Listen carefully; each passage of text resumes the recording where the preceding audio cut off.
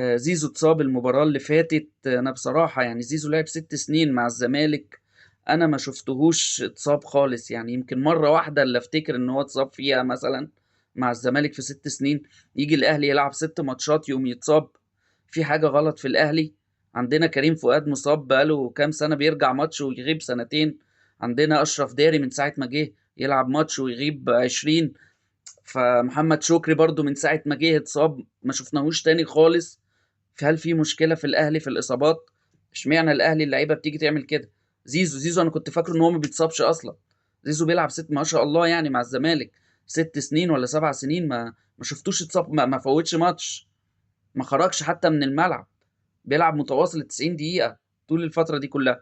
يجي في الأهلي يلعب 6 ماتشات ولا 7 ماتشات يتصاب. فانا استغربت بصراحة جدا من الاصابات اللي بتحصل في الاهلي. في حاجة غريبة، لازم يعني يتفحص الموضوع ده كويس جدا. لان يعني زي ما شفنا شكري جه لعب ماتش اتصاب، اشرف داري يرجع يلعب ماتش يتصاب، الناس دي بتروح كريم فؤاد يرجع يلعب ماتش